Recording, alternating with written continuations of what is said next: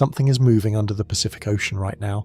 A wave of water heated 13 degrees above normal is pushing east, and when it surfaces, it will change the weather across every state in America. You've heard of El Niño. You probably think it just means a wetter winter somewhere. But we are heading into one of the strongest versions ever recorded, and scientists say it could rival the events that flooded California, silenced the Atlantic hurricane season, and once, 150 years ago, triggered a famine that killed 50 million people worldwide. We are going to trace it from its birth deep under the ocean to the jet stream high above your head. We will show you how a strip of warm water in the Pacific can dry out the Midwest, flood the Gulf Coast, and quiet the tropics all at once. And we will ask the question that keeps forecasters up at night. What happens when the strongest El Niño in a generation arrives in a world that is already running hot? The answer is something none of us have ever seen before.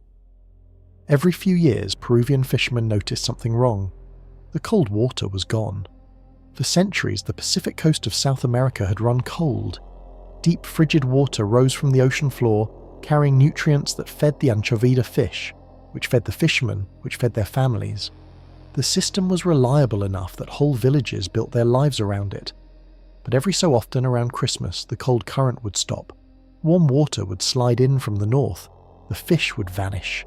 The fishermen named it El Niño, which means the boy child, a nod to the Christ child whose birth the season celebrated. They said it as a warning, a sign that the sea had changed its mind. For a long time, nobody outside those fishing villages paid much attention. The warming looked local, a quirk of the South American coast. Scientists logged it in notebooks and moved on. What they did not know was that the same warming was connected to droughts in India, floods in Brazil, and failed harvests across China, all happening at the same time, thousands of miles apart. The link between those disasters would take another century to prove. But the fishermen already knew something was wrong the moment their nets came up empty. When the sea goes warm off Peru, the cold upwelling that normally pulls nutrient-rich water from the deep shuts down. Phytoplankton die. The fish that eat them scatter or starve. Seabirds crash into the water looking for food that's no longer there. The fishermen have always been the first instrument to detect what is now one of the most powerful weather forces on the planet. Their observation was more than local knowledge. It was data, and it was waiting for a scientist to pick it up. In the 1920s, a British mathematician named Gilbert Walker arrived in India with a problem to solve. The monsoon had failed in 1877, and the famine that followed killed tens of millions of people. The British government wanted to know if weather patterns could be predicted ahead of time, so a failure could be spotted before the crops died. Walker had no satellites, no computers, no radar. He had paper records from weather stations scattered across the globe and a sharp statistical mind. He started comparing numbers, pressure readings in Tahiti, pressure readings in Darwin, Australia. He noticed something strange. When atmospheric pressure rose over the eastern Pacific, it fell over the western Pacific. When it fell over the east, it rose over the west. The two ends of the Pacific were connected, swinging back and forth like a seesaw. He called it the Southern Oscillation, and he spent years building charts to prove it existed. Walker died without ever learning what the seesaw was connected to. He saw the pattern in the atmosphere but missed the ocean beneath it. The missing piece would not appear for another 40 years when a Norwegian-American scientist in California finally put both halves together. Walker had cracked the atmosphere half of one of the most complex systems on Earth. The ocean half was still waiting. Picture the Pacific Ocean as a bathtub tilted slightly to one side. On a normal year, the trade winds blow steadily from east to west across the equator. They push the warm surface water toward Asia and Australia, piling it up on the western end like water stacking against a wall. That warm pool off Indonesia and the Philippines runs to a depth of 500 feet, a reservoir of heat the size of the entire continental United States, and 3 times as deep as the Empire State Building is tall. On the eastern end, off the coasts of South America, cold water rises from the deep to replace what the wind pushed away. That upwelling keeps the eastern Pacific cold and productive. This is the default state. The seesaw is in balance. The warm end sits west. The cold end sits east. The jet stream runs a reliable track. Rain falls where it should. The whole global weather machine takes its cues from this setup. But then the winds ease. Sometimes a cluster of Pacific storms, Sometimes a burst of warm air nobody predicted makes the trade winds weaken for a few weeks. That is all it takes to start the chain. With less wind pushing it west, the warm surface water stops stacking up. It spreads back toward the centre. The eastern Pacific, which should stay cold, begins to warm up, and once it starts warming, the process feeds itself. Warmer ocean means warmer air, means less pressure difference between east and west, means weaker winds, means even less water pushed west. Each step makes the next one more likely. Scientists call this the Bjerknes feedback, named for Jacob Bjerknes, the Norwegian-American meteorologist at the University of California, Los Angeles, who figured it out in 1969. Bjerknes was the one who finally connected Walker's southern oscillation to the warm water the Peruvian fishermen had been naming for centuries. The atmosphere and the ocean, he showed, were not separate systems. They were locked together, one driving the other in a loop. Pull on one and the other pulls back. What Bjerknes described was a self-amplifying cycle with no off switch once it starts. Warm water spreads east. Winds weaken further. More warm water spreads. The loop runs until it exhausts itself, usually after 9 to 12 months, when the ocean has lost enough heat to cool the system back down. Occasionally, the pendulum swings so far in one direction that it rebounds into La Niña, the cool phase, when cold water floods the eastern Pacific and the trade winds howl harder than usual. The fishermen named the warm phase. Scientists spent a century figuring out why it happened, and then an entirely different question appeared. What was powering it from below? The real engine of El Niño lives 1,000 feet under the ocean's surface. You would never see it from the shore. The surface of the Pacific in a normal year looks calm enough, but deep beneath that surface, running along the equator, a river of warm water is always in motion. Oceanographers call it the thermocline, the sharp boundary where warm surface water meets the cold, dark water below. In the western Pacific, that boundary sits deep, pushed down by the piled-up warm water. In the eastern Pacific, it sits close to the surface, which is why cold water can upwell there so easily. When the trade winds weaken, something remarkable happens to that boundary. The warm water that was piled in the west starts sloshing east, and it sends a pulse travelling through the ocean below the surface. Scientists call this a Kelvin wave. It is not a wave you can surf. It is a deep, slow-moving wall of warm water, hundreds of feet thick, rolling east along the equator, invisible from above. Moving at roughly 8 feet per second, it can cross the entire Pacific in about 2 months. As the Kelvin wave travels east, it pushes the thermocline down in front of it, like a hand pressing down on a blanket. Wherever that boundary gets pushed deeper, cold water can no longer reach the surface. The eastern Pacific warms up, not from the sun heating the top, but from the warm layer expanding upward from beneath. The Kelvin wave arriving in summer of 2026 carried water, running 13.5 degrees above normal at depth, according to ocean monitoring data published by multiple scientific sources. That is the kind of number that takes a moment to land. For context, the ocean is slow to heat, much slower than land, which is why a 13-degree warm anomaly deep underwater is extraordinary. That pulse of heat was already travelling east before most Americans had heard the forecast. Once the wave surfaces, the air above it warms, rainfall patterns shift, the jet stream buckles, and the consequences ripple outward across the globe. What started as a pulse of wind over Indonesia 2 months earlier has now rewired the weather for hundreds of millions of people. The underground engine has spoken. The rest of the planet will have to answer. But first, there was the matter of a scientist who predicted none of this, and the discovery that changed everything he thought he knew. In 1962, Jacob Bjerknes stood at a weather map and saw something that did not match his models. He had already connected the atmosphere to the ocean. He had already shown that the trade winds and the sea surface temperatures were feeding each other in a loop. But there was a piece he could not explain. How did changes in the tropical Pacific translate into weather shifts thousands of miles away, in Canada, in Europe, in places that had no obvious connection to the equatorial ocean? The answer came from studying the jet stream, a river of fast-moving air that flows roughly 6 miles above the ground from west to east across the northern hemisphere. Think of the jet stream as a highway that steers every storm system that moves across North America. change its path, and you change where the rain falls, where the snow piles up, and where the summer heat parks itself for weeks at a time. On a normal year, the jet stream follows a fairly predictable track, but when the eastern Pacific warms during El Niño, the zone of intense thunderstorms that normally sits over Indonesia and the western Pacific shifts east. That shift acts like moving a giant heat source. The atmosphere above the new warm zone rises, and the air rushing in to fill it creates ripples, waves that propagate outward through the atmosphere the way rings spread across a pond when a stone hits the water. Those atmospheric ripples reach the jet stream thousands of miles away and push it off course. The result in North America is a jet stream that typically curves farther south over the continent during winter, El Niño events. A jet stream shifted south is like a highway that has been rerouted. Storms that would normally track across the northern states instead get pushed into the Gulf Coast, the southeast and California.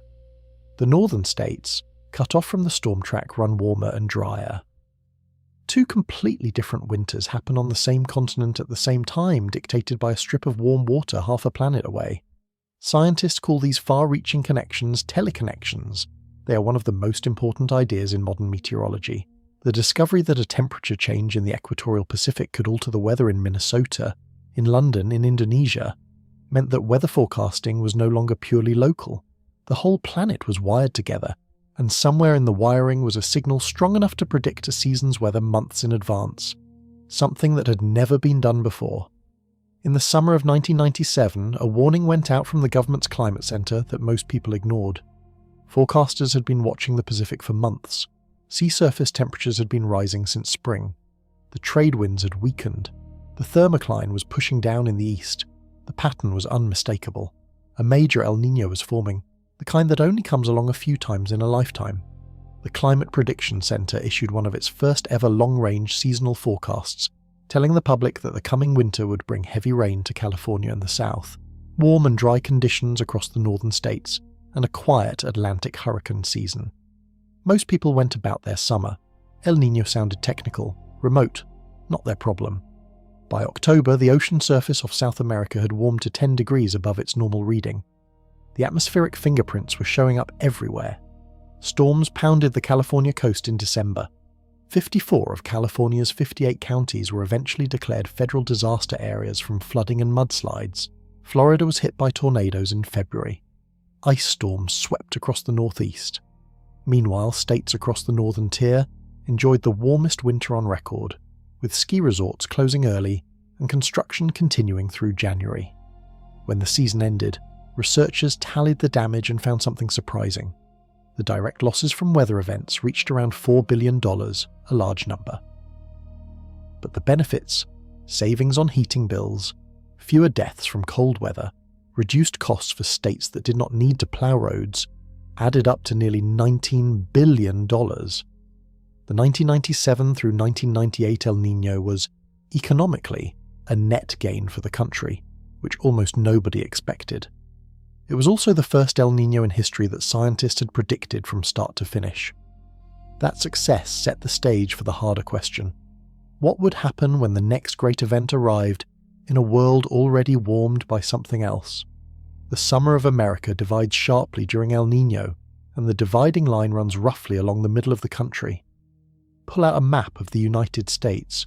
Draw a rough line from the Texas Panhandle northeast to the Great Lakes. Everything south and west of that line tends to run wetter than normal during a strong El Niño winter. Everything north and east of it tends to run warmer and drier. The country effectively splits into two separate climate zones, driven by a single ocean temperature shift 6,000 miles away. In the south, El Niño's signature is a parade of storms. The jet stream, pushed south, channels moisture from the Gulf of Mexico into states that do not always see heavy winter rain. Louisiana, Mississippi, Alabama, the Carolinas and Florida all absorb more rainfall than usual. Flooding becomes a recurring risk. Rivers run high. Low-lying neighborhoods fill with water. In California, the southward jet stream delivers a different kind of heavy weather, atmospheric rivers, bands of moisture that can carry as much water as the Mississippi River through the sky and dump it on coastal mountains in days. In the north, the story flips. Minnesota, Wisconsin, the Dakotas, Montana and the Great Lakes, states see winters where the snow does not fall the way it should. Temperatures run 5, 6, 7 degrees above normal. Ice on the Great Lakes fails to form the way it typically does, which matters for shipping lanes, for lake effect snowfall patterns, and for the water supply communities depend on when spring melt arrives. The Midwest's corn and soybean belt sits in an in-between zone that does not feel El Niño's hand as strongly in summer, since most of the signal is a winter effect. But the southeast's winter wheat and the southern plains crops do feel it. A wetter than normal winter in Oklahoma and Texas can actually help winter wheat planted in autumn, though heavy rains can also delay planting and drown fields. The map of El Niño winners and losers inside the United States changes depending on how strong the event is and when it peaks. A moderate El Niño brings the pattern in lighter strokes. A super El Niño paints it in heavy lines. And the event building in the Pacific in the summer of 2026 was shaping up to paint in the heaviest lines anyone alive had ever seen. The split in the map was already beginning, and one half of the country had no idea what was coming for it. California sits in a peculiar position whenever El Niño arrives. The state runs on water stored in mountains. Snowpack in the Sierra Nevada acts like a giant battery, absorbing winter rain and snow, then slowly releasing it as melt through spring and summer into the rivers and reservoirs that supply farms and cities. When that battery charges properly, California has water to drink, crops to irrigate, and rivers to run. When it does not, the state faces drought. A strong El Niño tilts the storm track south, aiming atmospheric rivers directly at the California coast. Those storms arrive fast and fierce. In the winter of 1997 through 1998, Santa Barbara recorded almost 22 inches of rain in a single month of February, nearly double what the city normally receives all year. 46 counties were declared disaster areas. The damage across the state topped $850 million. But the 1997 through 98 event showed something counterintuitive. Even after all that rain, California's drought was not fully healed because the water came too fast. When rain falls faster than the soil can absorb it, much of it runs off into rivers and out to sea before reservoirs can capture it. The same storms that flood streets can leave the water table nearly unchanged. A reservoir that fills past capacity has to release water downstream, which can cause its own flooding, while communities farther south still face shortages. The 2026 version adds a new complication. Warming has changed how California's water system works. More of the winter precipitation now falls as rain rather than snow, even in the mountains. Rain hits the ground fast. Snow sits and slowly melts. The shift from snow to rain means less water reaches rivers in summer, when farms need it most. California's reservoirs entered 2026 near full from a series of wet winters, so operators faced a different version of the old problem. If El Niño sends a river of storms, they may have to release water just to prevent dam failures, turning a gift into a flood hazard. The Pacific Northwest faces a mirror image problem. During El Niño, the jet stream curves south and steers storms into California, leaving Washington and Oregon drier and warmer than usual. The Cascades, which rely on heavy snowpack, can lose nearly a third of their typical snow during a strong event. Lower snowpack means lower summer river flows, stressed salmon populations, and ski resorts at lower elevations that cannot open.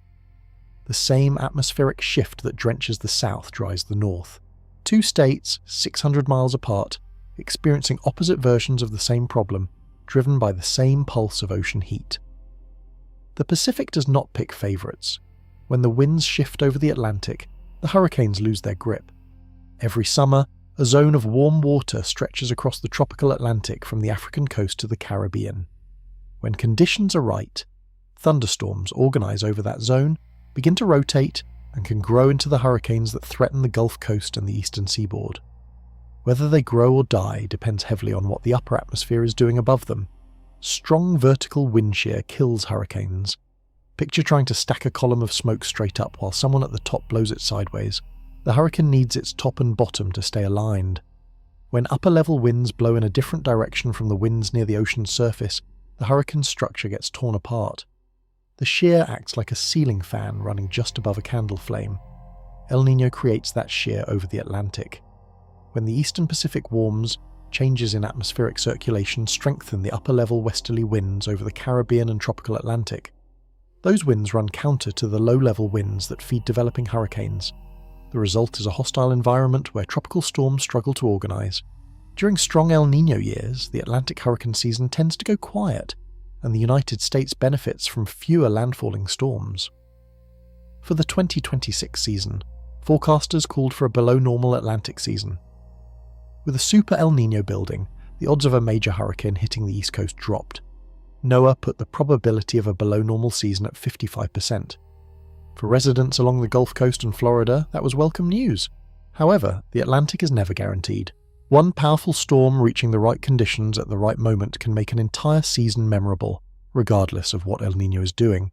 And while the Atlantic quieted, the Pacific was moving in the opposite direction. El Niño removes the shear that kills Pacific storms. Warmer water provides more fuel. The eastern and central Pacific become a more fertile ground for hurricane development. Storms that would normally fizzle over cooler water survive longer and grow stronger. The same event that protects Florida can threaten Hawaii, Mexico's Pacific coast, and the US Southwest, which occasionally gets hit by the remnants of eastern Pacific storms making a wrong turn. El Niño does not reduce the total amount of tropical storm energy on the planet. It redirects it. Somewhere above 40,000 feet, a river of air is rewriting the weather below it. The jet stream does not look like much on a weather map. It appears as a wavy line arcing east across North America, carrying the low-pressure systems and storm fronts that most Americans track before weekend plans. But the jet stream is actually a band of wind moving at speeds of 150 to 250 miles per hour, strong enough that airplanes flying west burn significantly more fuel fighting it. It is the key switchboard of North American weather. During a strong El Niño, two things happen to the jet stream that reshape the entire continent's climate. The first is that the jet splits into two branches. A stronger, more persistent subtropical jet forms farther south than usual, carrying storms across the southern tier of the country. The second is that the polar jet, which normally dips south in winter and drags Arctic air into the Great Plains and Midwest, gets pushed north and weakened. The northern states lose their typical source of cold winter air. The practical consequences are enormous. A weakened polar jet in winter means Minneapolis might see January temperatures in the 40s when the norm is the 20s. It means snow that should have fallen on Cleveland does not. It means the kind of prolonged Arctic cold that used to arrive every January and February either skips the season entirely or arrives briefly before bouncing back. The split jet stream is why two completely different winters happen simultaneously on the same continent. The southern branch of the jet is the highway for the storms that flood the Gulf Coast. Each storm system that rides that track carries moisture off the warm Gulf of Mexico and drops it into states that might already be soaked from the last system. The storms can come in convoys, one after another, weeks apart, stacking up flooding events in the same watersheds. River gauges that recorded a 100-year flood in November can record another one in January. What makes the 2026 forecast unusual is the strength of the signal. A super El Niño puts the jet stream further south and holds it there longer than a moderate event. The deviation from normal is not just larger, it is more persistent. And persistence is what turns a rainy season into a flood year. For the northern states, an El Niño winter arrives disguised as good news. Mild temperatures sound appealing in January. Heating bills drop. Roads stay clear. Nobody has to dig out their car at 6 in the morning. Small businesses that depend on foot traffic see more of it, because people are willing to go outside. In the winter of 1997 through 98, reduced spending on natural gas and heating oil across the northern United States saved consumers billions of dollars. The economic benefits were real and measurable, but the effects that follow a warm, dry El Niño winter in the north are not all pleasant. The Great Lakes hold roughly 20% of the world's surface fresh water. In normal winters, the lakes partially freeze, and that ice layer matters. Ice limits evaporation, which helps keep lake levels from dropping through the winter and early spring.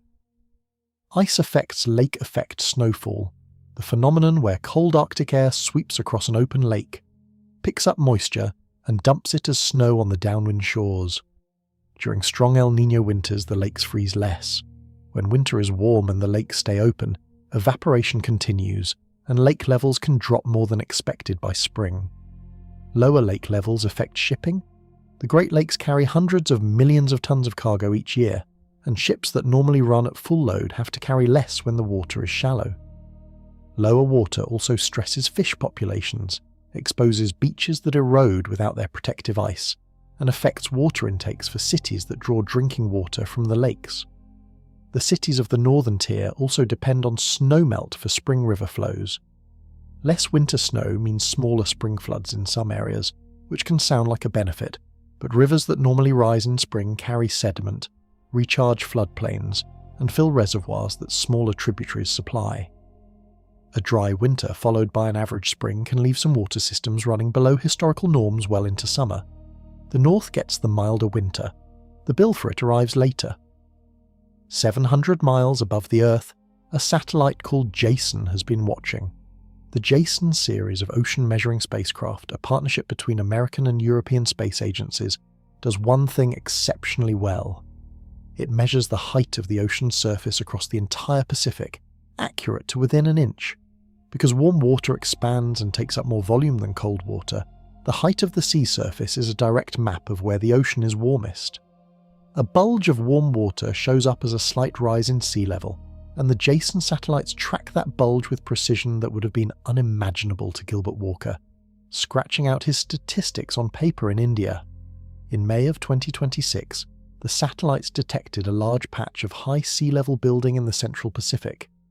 By midsummer, the patch had grown and pushed east, a visible sign of the Kelvin wave surfacing. The warm anomaly was not subtle. Scientists could watch it moving in near real time, the ocean doing exactly what the models had predicted. Data from buoys anchored across the equatorial Pacific confirmed what the satellites saw. The subsurface temperature peak at depth had already beaten the equivalent readings from the run-up to 1997. This kind of observational system did not exist a generation ago. The Tropical Pacific Observing System, an array of moored and drifting buoys that spans the equatorial Pacific, plus the satellite missions overhead, represented a revolution in how scientists track El Niño. Before these tools existed, forecasters were essentially watching the weather respond to ocean changes that had already happened weeks or months earlier. Now they can see the ocean changes coming before the atmosphere has started to react. The early warning window matters more than it might seem. When forecasters had accurate long-range predictions in 1997, California began preparing for floods before the storms arrived. Utilities in the northern states adjusted their natural gas purchases based on warmer winter forecasts, saving their customers money. Early warning translates directly into lives protected and dollars saved. The satellites watching from orbit are one of the most consequential investments governments have made in the science of weather. But seeing the wave coming and knowing exactly how hard it will hit when it arrives are still two different things. El Niño carries a shadow that most people never connect to the warm water. When the weather changes, the conditions for disease change with it.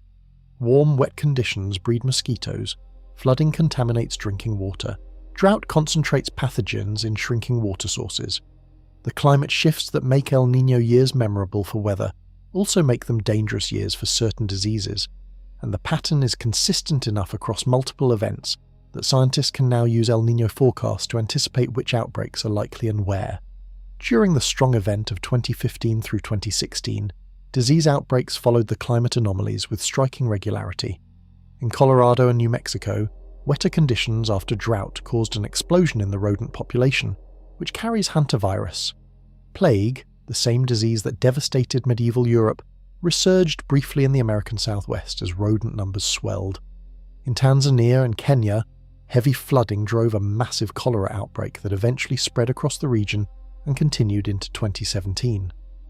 In Brazil, dengue fever hit numbers not seen in nearly 2 decades, carried by the Aedes mosquito, which breeds in standing water and thrives in the warm, wet conditions El Niño brought. The connection between El Niño and malaria is particularly well documented. In highland regions of Africa and South America where malaria transmission normally stops because temperatures are too cool for the parasite to develop inside the mosquito, El Niño's extra warmth extends the transmission season. Communities in those highlands have limited immunity because they are not exposed to malaria year-round. When the season extends, the population hits the disease hard. The United States is not immune to these dynamics. Tick populations and mosquito ranges shift with temperature. Wet conditions in the southwest can set off cycles that raise the risk of valley fever, a fungal infection that lives in dry soil and becomes airborne when the earth dries and cracks after heavy rain. El Niño's weather extremes do not respect borders, and the biological responses to those extremes are already built into the ecological systems of every region the event touches. The disease clock starts running the moment the ocean warms. In the autumn of 1876, the rains over India simply did not come. The monsoon had failed before, famines had come and gone. But what arrived that year was different in scale from anything living memory held. The Deccan Plateau, the broad, flat heartland of southern India, went dry. Crops withered. The Bombay Presidency, a territory of tens of millions of people, ran out of food. The colonial government, then managing India on behalf of Britain, chose to continue exporting grain to England even as the population starved. The Viceroy at the time organised famine relief camps, where workers received rations calculated to provide fewer calories than prisoners received in Nazi concentration camps decades later. The historical record from this period is one of the darkest in modern history. What drove the monsoon failure was an El Niño of extraordinary power, one that did not strike just India. Simultaneously, droughts scorched northern China and Brazil. Crop failures cascaded across multiple continents at the same time. The global food system of 1877, such as it was, could not absorb simultaneous collapses in 3 of the world's most populated regions. By the time the rains returned in 1878, between 30 and 60 million people had died worldwide. Researchers at Columbia University studying the drought record said, Asia's dryness during those years was the worst in 800 years of recorded evidence. Climate scientists who studied the event found that it was not just the El Niño itself that made it so catastrophic. A prolonged La Niña in the years before had been charging up the Western Pacific with an unusual amount of stored heat. When that stored heat discharged eastward, the El Niño it produced was exceptional. Then a separate climate pattern in the Indian Ocean amplified the drying across Asia further still. Multiple systems locked together in the same direction at the same time, and the result was a planetary drought. The 1877 event remains the deadliest climate disaster in recorded human history. No earthquake, no hurricane, no tsunami has matched it in total lives lost.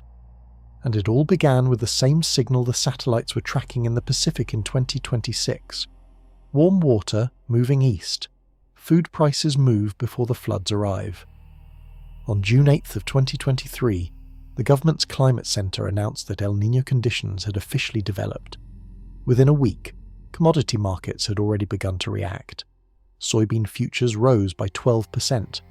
Corn futures jumped 10%. Traders who follow El Niño closely had been watching the ocean data and pricing in the risk before most consumers had any idea what was happening. This price sensitivity reflects a hard reality about the world's food system. A small group of crops, primarily wheat, corn, soybeans and rice, supply most of the calories consumed on Earth. The regions that grow these crops are not evenly distributed. Brazil grows a large share of the world's soybeans. Australia grows wheat that feeds much of Asia. India grows rice for 1/5 of the global population. When El Niño brings drought to several of these regions simultaneously, the supply shortfall can be dramatic, and because people must eat regardless of price, even small drops in supply can push prices sharply higher. El Niño treats different crops differently inside the United States.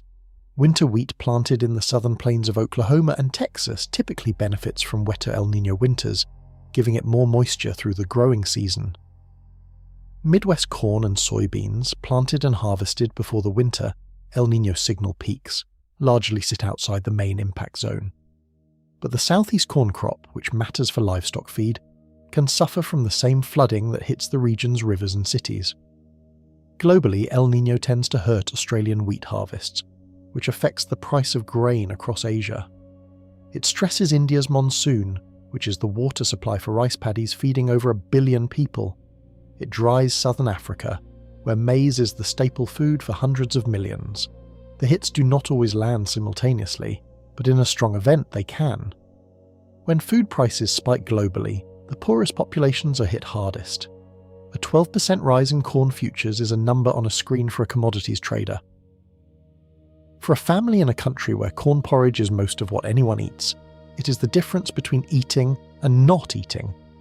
The ocean warming off Peru has always had its most severe consequences for people who live farthest from its shores and have the least power to respond.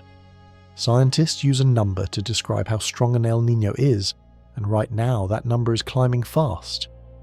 The standard measure is called the Oceanic Niño Index, which tracks sea surface temperature in a defined stretch of the equatorial Pacific. When the average temperature in that region runs half a degree above normal, for 5 consecutive 3-month periods, El Niño has officially arrived. A reading of 1.5 degrees above normal or higher marks a strong event. 2 degrees and above puts the event in the top tier of recorded history. The 1997 through 98 event peaked around 2.5 degrees above normal. The 2015 through 2016 event matched that. By mid-2026, the readings were rising faster than either of those historical events had at the equivalent point in their development. Models from the European Centre for Medium-Range Weather Forecasts and from American systems were projecting the event could reach or exceed the Super El Niño threshold, the informal label attached to events above 2 degrees before the end of the year. Some of the more aggressive model runs were projecting readings that would place 2026 among the strongest events ever measured. What makes the number matter beyond the historical comparison is the baseline. The ocean and atmosphere that El Niño is building on top of in 2026 are already warmer than they were in 1997. Global average temperatures have risen by more than 1 degree Celsius above the pre-industrial average. The extra heat in the ocean means that when El Niño releases stored thermal energy, it has more to release, and it releases it on top of an already heated planet. A researcher at the Union of Concerned Scientists described it this way: climate change loads the dice, and El Niño rolls them. The outcome of that roll in 2026 could push global temperatures to levels the modern world has never recorded. Some models suggested the event peak could briefly push the global average temperature more than 1.5 degrees above pre-industrial levels, crossing a threshold that climate agreements have treated as a warning line since they were signed. What happens on the other side of that line is a question scientists have been running models on for decades. In 2026, the world was about to find out firsthand. The farmer in southwestern Oklahoma does not think about the Oceanic Niño Index.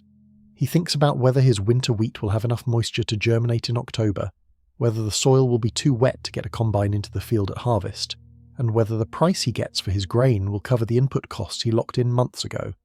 For him, El Niño is not a scientific phenomenon, it is a shift in the odds on every decision he makes from planting to sale. For the Southern Plains wheat belt, a wetter El Niño winter carries genuine possibility of benefit. More rain means better germination, more even growth, fuller heads of grain. Oklahoma and Texas farmers have seen winters where El Niño delivered exactly the rain their crops needed, and the harvest came in strong. But the same event that helps the wheat can also delay spring planting of other crops if the fields stay too wet too long, or drive fungal disease through a crop that sat in standing water, or flood the roads a grain truck needs to reach an elevator. Agriculture is always a calculation against uncertainty, and El Niño changes the range of outcomes without removing the uncertainty. A farmer who plants expecting a wet El Niño winter and gets one is rewarded. A farmer who plants expecting the same and the jet stream stalls 100 miles north of where the models put it ends up with a dry year in a wet forecast. The models give probabilities, not promises. Across the Corn Belt further north, the farming calculation during El Niño is largely a winter question, since the main corn and soybean crops are planted in spring and harvested before the event's winter peak. The bigger concern for those farmers is what comes after El Niño fades. When the warm phase ends, the pendulum often swings toward La Niña, and La Niña brings drought to the southern plains and unpredictable pressure on the Midwest water supply. The farmer in Oklahoma who benefits from an El Niño winter may face the opposite of that in the La Niña that follows. The climate system does not offer one kind of weather without eventually collecting on the other kind. The land underneath that farmer has been feeding people through every El Niño and La Niña in recorded history. The question now is whether the patterns that made that land reliable are still reliable, or whether something has shifted in the underlying rules. The global food chain runs on timing, and El Niño breaks timing first. Australia plants its winter wheat in May and June. It germinates through the cooler months and reaches its critical reproductive stage in October and November. That reproductive window, when the plant flowers and fills its grain, is the moment most sensitive to heat and drought. During a strong El Niño, Australia's eastern wheat belt, where most of the country's grain is grown, runs significantly drier and hotter than normal from autumn through early summer. In 2006, an El Niño contributed to a 60% drop in Australia's wheat harvest, one of the worst on record. That single season tightened global wheat supply, enough to push prices higher across Asia and the Middle East, where governments and millers were bidding against each other for a supply that had suddenly shrunk. Wheat that costs more to import puts pressure on household budgets in countries where bread is a staple and margins are thin. When multiple El Niño-sensitive regions face stress at the same time, the effect compounds. Australia may lose wheat, India's monsoon may underperform, cutting rice production. Indonesia and the Philippines, hit by drought, may import more palm oil than usual. Each of those moves pulls supply from a market that was already priced for a normal year. The shortfalls do not have to be catastrophic in each country to add up to a genuine global problem. A 5% shortfall in wheat, a 4% shortfall in rice, and a 10% shortfall in palm oil landing simultaneously on global markets is enough to drive a food crisis in the countries that import those commodities and have the least currency to pay higher prices. The global food system is more connected than it has ever been. A bad harvest in one country now moves through supply chains to affect grocery prices in countries 1,000 miles away. That connectivity is also what makes El Niño's simultaneous reach across multiple growing regions so consequential. The ocean warming in the Pacific does not care which crops it stresses or who depends on them.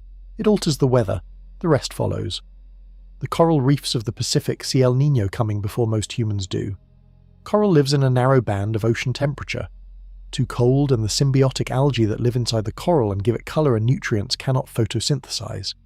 Too warm, and the coral expels those algae in a panic, turning the reef bone white. Scientists call this bleaching. The coral does not die immediately when it bleaches, but it enters a state of severe stress. If the water stays warm for weeks, the coral starves and dies. If it cools in time, the algae can return and the coral can recover, though the process takes years. When El Niño pushes warm water east across the Pacific, the surface temperatures along reefs in the central and eastern Pacific can climb past the bleaching threshold for weeks at a stretch. The 1997 through 98 event triggered one of the largest coral die-offs ever recorded. Estimates placed the loss at roughly 16% of the world's coral reefs in a single event. The shallow reefs of the Pacific that had been building their limestone structures for centuries were stripped in a single hot season. The 2015 through 16 event bleached the Great Barrier Reef in Australia across nearly a third of its length, killing portions that had survived every previous El Niño on record. Scientists studying the reef found that the bleaching had extended to depths and regions that had never shown mass bleaching before. The event revealed how much the reef's buffer against warm water had already been eroded by the long, slow warming of the ocean between El Niño cycles. A reef that bleaches and recovers is resilient. A reef that bleaches repeatedly, with shorter recovery windows between events, is a reef in collapse. The gap between major El Niño events has historically been 2 to 7 years. If climate change compresses that gap, or raises the baseline ocean temperature to a point where bleaching begins even outside El Niño years, reefs that have survived millennia can disappear within a generation. The Pacific's shallow reefs are already being tested. The 2026 event was arriving in an ocean that had not fully recovered from the last one. Wildfires in the American West have their own relationship with El Niño, and it is a complicated one. The connection runs through soil moisture and vegetation. During a strong El Niño winter, California and the Southwest absorb more rain than usual. Plants grow, hillsides green up. The extra vegetation sounds like a fire break, but it is actually the opposite over the following summer. Rain grows grasses and brush that then dry out completely by July and August, when California's fire season peaks. A wet winter followed by a dry summer means more fuel, drier than usual, covering ground that in a drought year might have stayed sparse. The 1897 through 98 season illustrated this directly. Rain poured into California through winter. By the following summer, the hills were covered in dried grass. Fire risk did not disappear with the rains. It was deferred and amplified. The Pacific Northwest faces a different version. When El Niño dries the northern tier in winter and spring, forests across Washington, Oregon, and Idaho enter summer with less soil moisture than usual. Trees are already stressed. Snowmelt has been lower. Rivers are running below normal. Into that dry landscape, summer lightning or a single campfire can ignite conditions that turn into a major fire season. The states that see reduced winter precipitation during El Niño are also the states that tend to see elevated fire risk the following summer. For firefighting agencies, El Niño years require planning that accounts for both possibilities at once. The southern states may need flood response. The northern forests may need additional fire suppression capacity. Resources that would normally be shared across regions can be pulled in opposite directions at the same moment. A wildfire complex burning in Idaho in August, while flood relief continues in Louisiana, is not a hypothetical. It is a reasonable expectation in a strong El Niño year. The fire and flood often land on the same fiscal year, the same emergency management system, and the same federal disaster budget. The oceans absorb heat slowly, but they give it back all at once. El Niño is often described as a natural climate cycle, which is true, but it is also a release valve. During La Niña and neutral years, the ocean stores enormous quantities of heat in its deep layers, particularly in the western Pacific warm pool. The trade winds pile up warm surface water and push heat into the upper ocean. The reservoir fills, and then, when El Niño arrives, that stored heat surges to the surface and vents into the atmosphere. This release is what makes El Niño years some of the hottest on record, even before climate change is factored in. The year following a major El Niño peak is often when global average temperature records fall, because the heat released by the ocean lingers in the atmosphere for months after the ocean itself has begun to cool. 1998, the year after the peak of the strongest El Niño then on record, set a global temperature record at the time. 2016 did the same after the 2015 through 2016 event. Researchers at Inside Climate News and the Union of Concerned Scientists, writing in spring of 2026, described a scenario in which a super El Niño arriving on a climate-warmed baseline could push global average temperatures briefly past 1.5 degrees Celsius above pre-industrial levels. That threshold has been written into international climate agreements as a warning line, a point beyond which the risks of sea level rise, extreme heat, and ecosystem disruption increase significantly.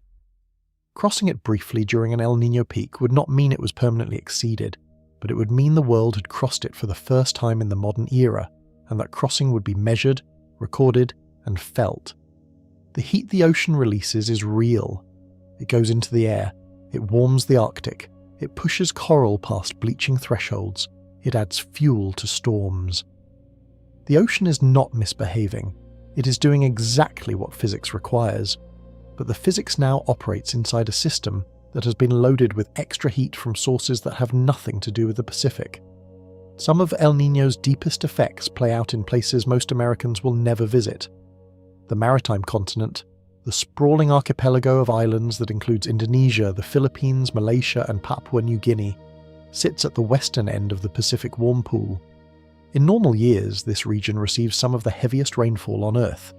Warm water evaporates, rises, and dumps relentlessly on these islands and their dense forests. The region's peatlands, deep accumulations of partly decayed organic matter that have built up over thousands of years, stay waterlogged and intact. When El Niño shifts the warm pool eastward, the maritime continent dries out. Rainfall drops sharply.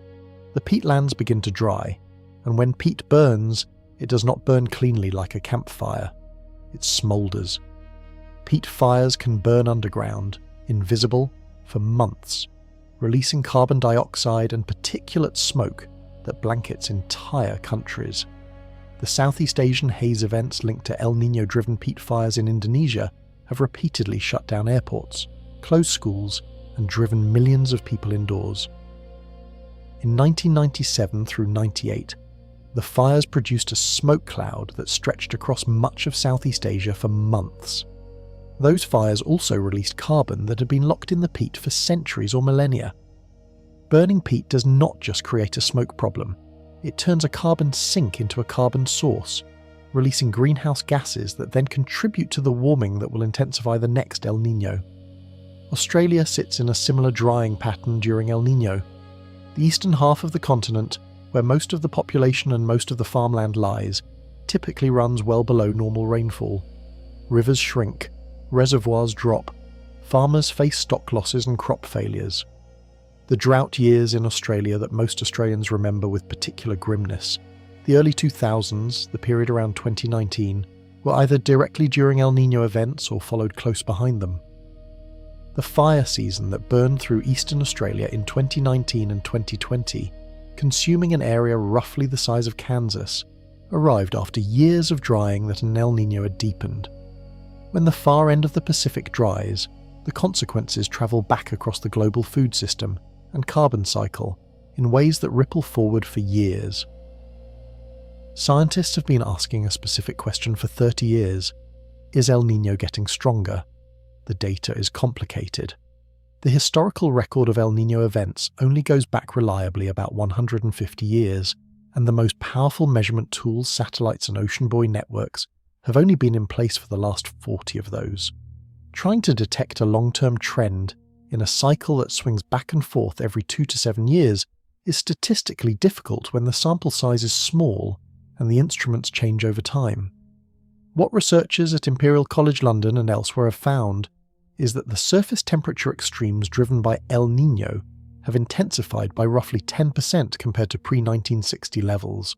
Some modelling studies suggest that extreme El Niño events, the strongest tier, could become twice as frequent over the next century as the eastern Pacific warms faster than the western Pacific due to greenhouse gas forcing. Other models disagree on the details, finding that a warmer overall ocean might actually cap some aspects of El Niño's intensity, even while amplifying others. The most confident finding is not about the frequency or intensity of the event itself. It is about what the event does to an already warmer world. Climate change acts as a multiplier. El Niño releases heat into an atmosphere that is already holding more heat than it did 50 years ago. The same event produces more extreme outcomes on a warmer planet, because the baseline from which everything departs is higher. A fire burning in a forest that has not rained in months burns hotter than the same fire in a forest that last rained 2 weeks ago, even if the fire itself is identical. Arctic sea ice loss, which has accelerated dramatically in recent decades, may also be amplifying El Niño's reach. Research published in science journals found that as sea ice shrinks, changes in atmospheric circulation over the Arctic can reinforce the upper-level wind patterns that El Niño drives, potentially extending the event's influence into regions that did not historically feel it as strongly. The planet's climate system is not a collection of independent dials. Every dial affects every other one. The La Niña that follows El Niño is often more damaging to the United States than the event itself. When El Niño peaks, and the ocean begins releasing its stored heat, the system does not simply return to neutral. The Bjerknes feedback runs in reverse. Cold water floods back into the eastern Pacific. Trade winds strengthen. The thermocline rises on the eastern side and the cold upwelling intensifies. La Niña sets in, and La Niña tends to produce conditions that are, for American agriculture and for the southern plains in particular, significantly more destructive. La Niña years bring drought to the southern tier of the United States. Texas, Oklahoma, Kansas, and the Central Plains states see reduced winter precipitation. The winter wheat that benefited from El Niño's extra rain faces a dry follow-up year. The rivers that ran high during El Niño's flood season can run below normal during La Niña. The whipsaw from flood to drought within 18 months strains both the agricultural systems and the water management systems that have to adapt to both. The 1997 through 98 El Niño was followed by one of the strongest La Niña events on record. The contrast between the 2 years was stark across the southern plains. What had been a wetter than normal wheat season became a dry summer followed by a dry winter planting season. Farmers who had counted on the rains continuing faced a sharp reversal. The double event, an El Niño followed closely by a strong La Niña, is actually among the most disruptive possible sequences for American agriculture. A moderate El Niño that transitions to neutral conditions afterward is far easier to manage. The strong swing from one extreme to the other is what breaks planning cycles. A farm size for normal conditions can absorb one unusual year. It has more trouble absorbing 2 consecutive unusual years in opposite directions. Forecasters watching the 2026 El Niño were already modelling what the La Niña afterward might look like. A super El Niño, when it fades, tends to rebound into a significant La Niña. The drought years that could follow were already part of the calculation. Somewhere in the Pacific, a buoy is sending a number that will change a forecast. The tropical Pacific is studded with hundreds of instruments. Moored buoys anchor in the deep ocean and measure temperature, wind, and ocean current at precise depths and intervals, transmitting data by satellite every hour. Drifting floats ride ocean currents across the basin, sampling temperature and salinity as they go. Beneath those, a fleet of autonomous floats called Argo profilers dive to a depth of 1.5 miles, record the temperature and salinity of every layer they pass through, and then surface to beam the data up to satellites. The whole network generates millions of data points a day. This system did not exist in its current form when the 1997 event struck. Forecasters in the mid-90s were working with a much sparser network and cruder models. The forecast they issued for that event was considered remarkable at the time, precisely because it was the first time such a prediction had been made at all. By 2026, the observing system had grown dense enough that scientists could track the Kelvin wave beneath the surface in near real time and watch it emerge with precision no previous generation of scientists had. The data flows into computer models that simulate the coupled ocean-atmosphere system in 3 dimensions. American and European modelling centres run ensemble forecasts, dozens of slightly different versions of the same model, each starting with slightly different initial conditions. The spread of outcomes across those dozens of runs tells forecasters not just what is most likely, but how confident they should be in that prediction. A tight cluster of runs all pointing to a strong El Niño is a different scientific statement than a wide scatter where half the runs say strong and half say moderate. By July of 2026, the model ensembles were tight. The spread had narrowed in recent weeks as more buoy data flowed in and confirmed the ocean trajectory. Confidence in a strong to super El Niño was described as high by multiple forecasting groups. What remained uncertain was the precise peak timing and the rate of atmospheric coupling, the degree to which the atmosphere was responding to the ocean and reinforcing the event. That coupling, when it locks in fully, is what turns a warm Pacific into a season that rewrites weather records. Power grids notice El Niño before most households do. Electricity demand is driven by temperature. When winters in the northern states run warm, heating demand drops. Utilities that expected to sell more natural gas or electricity for home heating suddenly face lower demand than they projected. Prices fall. Storage reserves that were drawn down in a cold year stay full. Utilities that had bought contracts for fuel months earlier, expecting normal winter consumption, find themselves holding more than they need. This rebalancing happened visibly in the winter of 1997 through 98. Utilities across the Midwest and northern states reported revenues below expectations because the mild winter suppressed demand. Natural gas spot prices fell sharply that winter because supply sat in storage and demand did not arrive. The savings flowed to consumers in the form of lower heating bills, one of the economic benefits that helped make the 1997 through 98 event, on net, positive for the national economy. But the story in a super El Niño is more complex than just lower heating bills in the north. The southern tier, hit by a parade of storms, sees electricity demand spike in different ways. Flooding knocks out power lines, ice storms coat transmission equipment, wind events damage distribution infrastructure.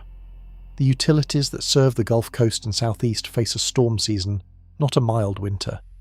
Their capital investment in repair crews and emergency equipment, already stretched by the growing frequency of extreme events, absorbs more pressure. The energy grid is also a water system. Hydroelectric dams in the Pacific Northwest depend on the snowpack that El Niño reduces. Lower snowpack means less water in summer reservoirs, which means less power generated from rivers, which means utilities must cover that gap with other sources, usually at higher cost. The same El Niño that saves heating dollars in Minnesota can raise electricity costs in Oregon. None of this makes El Niño simply bad for energy systems. It makes it differently bad for different systems, at different times of year, in ways that are hard to preposition for without knowing the precise regional outcome months in advance.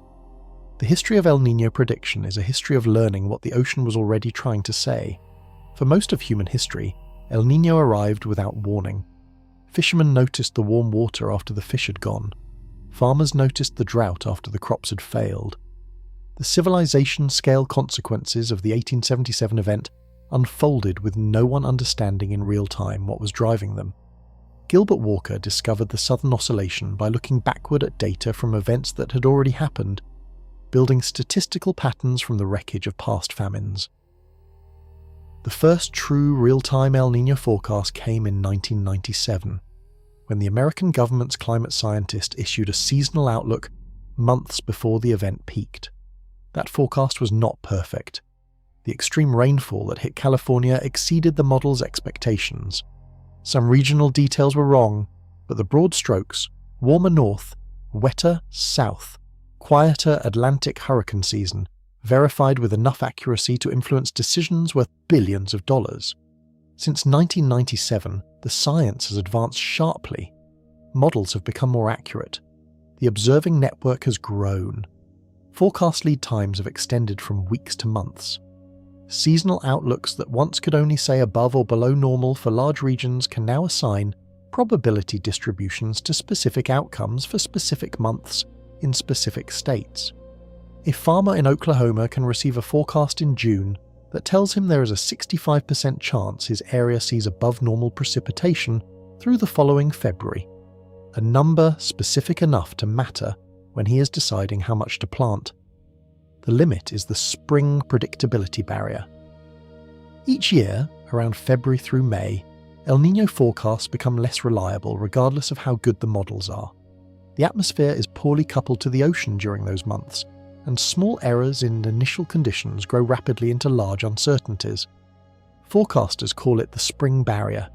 It means that even in 2026, with the most sophisticated observing system ever built, the precise intensity of the event could not be locked down until late spring.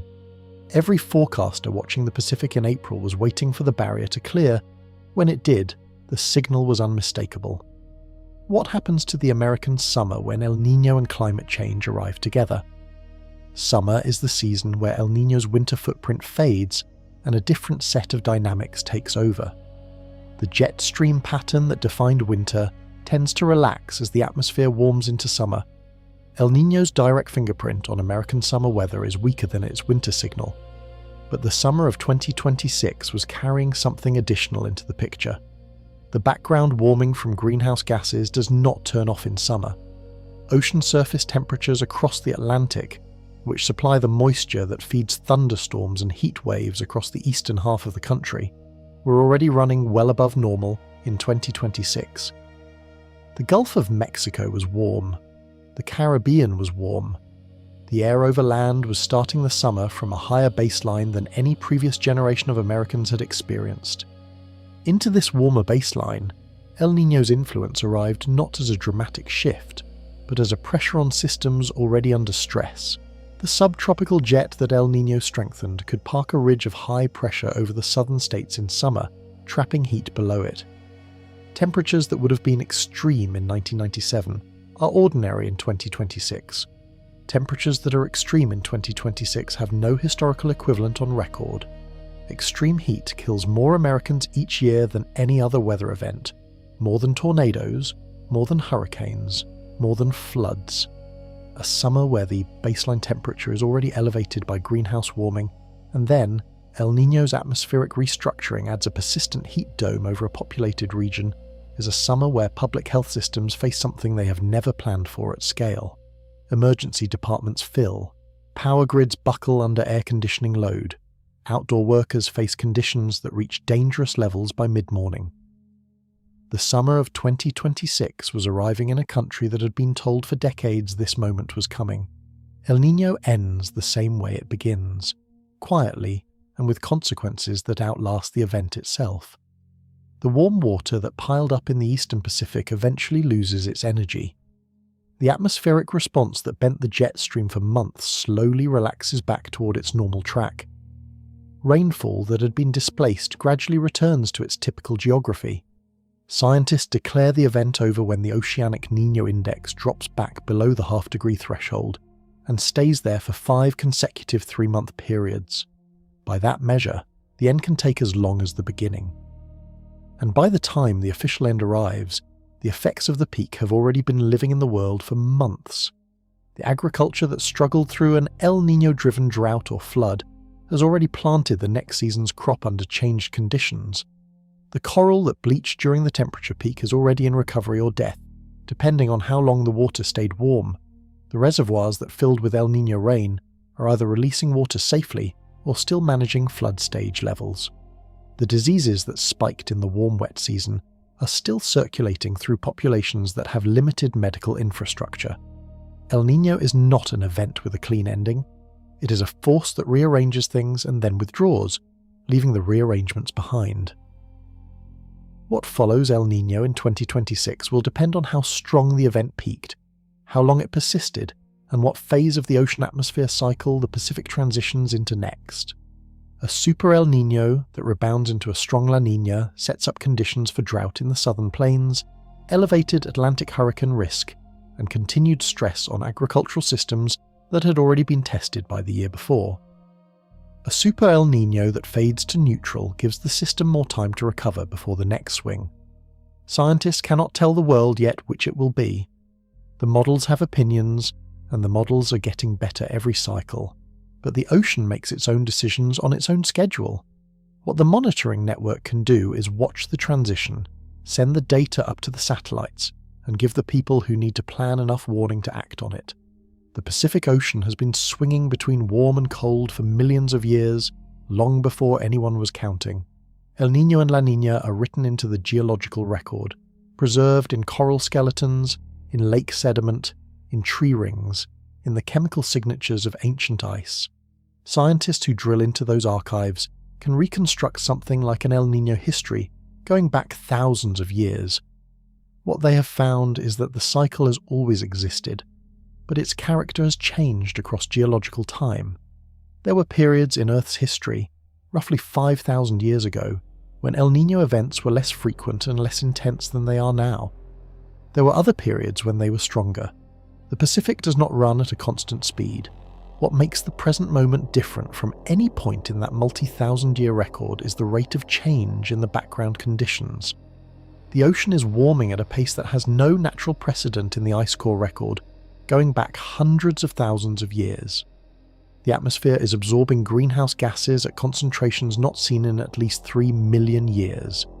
El Niño is operating inside a system that is changing faster than at any comparable point in the planet's history. Researchers studying the coral record found evidence suggesting that the strongest El Niño events of recent decades have produced sea surface temperatures that exceed anything in the last 4 centuries of the Pacific's natural variability. The system is being pushed into ranges it has rarely or never visited before. What it does in those ranges, how the feedback loops behave, how the teleconnections perform, how the jet stream responds, is information that no amount of historical data can fully supply. This is the frontier the forecasters are working at. The models extrapolate from history, but history has run out of relevant analogues. The scientists watching the buoy data in 2026 were not just tracking the strongest El Niño in a generation, they were gathering data from a system that had never existed before. The fishermen in Peru still go out every morning before dawn. They still read the ocean the way their great-grandfathers did, watching the watercolour, feeling the current, noting when the cold upwelling stops and the surface goes flat and warm. The technology around them has changed entirely. Satellites overhead, buoys anchored to the seafloor, supercomputers running model ensembles on 3 continents. But the ocean the fishermen are reading is the same ocean that told their ancestors a warm Christmas was coming. The fish still leave when the upwelling stops, the seabirds still scatter, the nets still come up empty. What those fishermen are living through in 2026 is the same event that forecasters in labs and government offices around the world are modelling and mapping and tracking with instruments worth hundreds of millions of dollars. The fishermen standing at the edge of a warm Pacific and the scientist watching satellite data on a screen in Boulder, Colorado, are looking at the same thing from different angles. El Niño does not belong to science or to history. It belongs to the ocean, and the ocean is indifferent to the human systems that depend on it. It warms when physics tells it to warm. It shifts when the trade winds allow it to shift. It releases heat when the reservoir overflows. It has done this through every recorded civilization, every famine, every drought, every flood that the human record carries. It will do it again after 2026, and the time after that, and the time after that. The question humanity is only now beginning to answer seriously is not whether El Niño will keep happening, The question is what kind of planet it will happen on. Every fraction of a degree added to the ocean's baseline makes the next discharge a little bigger, the next drought a little drier, the next flood season a little more extreme. The fishermen have always been the first to know. Every empty net is a data point, and right now the nets are coming up empty again. The children who are in middle school today will be in their 30s when the next Super El Niño arrives. They will have lived through the 2026 event by then. They will have seen what it did to the hurricane forecast, to the California reservoirs, to the wheat price at the grocery store, to the summers in their own cities. They will have the experience of an event that scientists said for years was coming and that finally arrived in its full form. What they do with that experience, and how their generation chooses to shape the conditions the next El Niño operates in, is the most consequential decision that follows this one. The science of El Niño prediction will continue to improve. Models will capture the Pacific's behaviour with greater precision. The spring predictability barrier may narrow as the observing network grows denser. Seasonal forecasts that are now issued months in advance may one day extend to a full year with meaningful skill. Communities that can plan around a reliable year-ahead forecast have a tool that transforms disaster response into preparation and preparation into resilience. But the forecast of a warming planet is already in. That prediction does not need more model runs or more buoy data. It is carrying the signatures of physics that have been understood for over a century. The trajectory is clear. The only uncertain variable is the rate, which is determined by choices about energy that billions of people, companies, and governments are making right now. What every El Niño event since 1877 has shown is that the ocean and the atmosphere are patient. They store what is given to them. They discharge it when the physics demands it. The Pacific has been storing the heat that a warming world has been adding to it for decades. El Niño is how the ocean returns what was given to it. The wave moving east right now under the Pacific was set in motion long before any of us were paying attention. The question from here is not what it will do when it drives. The question is what we send into the ocean after it passes. The cities sitting closest to water have the least time to decide. Miami is built on porous limestone just a few feet above sea level. Houston sprawls across a flat coastal plain laced with bayous that has flooded repeatedly over the past decade. New Orleans sits below the level of the river it is named for, held in place by levees. Each of these cities carries an enormous population and an enormous economic footprint, and each of them sits in the direct path of what a Super El Niño winter tends to deliver to the Gulf Coast. The flooding risk during a strong El Niño is not just about how much rain falls, it is about how quickly that rain falls on ground that is already saturated, into drainage systems that were engineered for a different climate, in cities that have grown far larger than their original flood management plans anticipated. Houston learned this in 2017 during a hurricane whose catastrophic flooding was amplified by the city's expansion over the wetlands that had historically absorbed surge water. The wetlands are gone, the concrete is there instead. Rain that once soaked into the ground now runs off into streets. When El Niño seasons deliver repeated storms to these cities over a compressed period, the damage does not reset between events. Infrastructure that flooded in November is still being repaired when the next storm arrives in January. Communities that were displaced by the first event cannot return before the second one hits. The cumulative burden on city governments, insurance systems, and federal disaster funds can exceed what any single storm in isolation would generate. Engineers who study these cities have spent years arguing for investments that would make them more resilient. Restored wetlands, expanded retention systems, elevated roads, upgraded drainage. The funding debates are long and complicated and ongoing. El Niño does not wait for them to resolve. It delivers what the physics produces, on the schedule the ocean sets, regardless of whether the levees are finished. Everything that happens to the climate in 2026 will be measured, archived, and studied by scientists who have not yet graduated from high school. The data from this event, the buoy readings, the satellite measurements, the rainfall totals, the harvest yields, the disease counts, the power outages, the emergency declarations, will become the training set for the next generation of models. Every El Niño that has ever been recorded improved the forecast for the next one. The 1997 event gave modelers their first real-time test. The 2015 through 16 event refined their understanding of how a warming planet changes the outcome. The 2026 event will teach lessons that cannot be anticipated from where we stand now. Science has always worked this way. The fisherman's observations became Walker's statistics. Walker's statistics became Bjerknes's physical theory. Bjerknes's theory became the coupled ocean atmosphere models that now run on supercomputers. Each generation built on what the previous one could not explain. The questions that 2026 will leave unanswered are the questions that will drive the next 30 years of research into how the Pacific behaves. What makes this moment different from every previous El Niño is the awareness. For the first time in history, the planet is watching itself in real time, with instruments precise enough to see a Kelvin wave coming from 2 months away, with communications fast enough to get that information to every forecaster and farmer and emergency manager who needs it before the water arrives. The ocean has not changed its behaviour. The physics that drove the 1877 famine are the same physics at work right now. What has changed is our ability to see it clearly, to describe it accurately, and to act on what we see before the consequences arrive.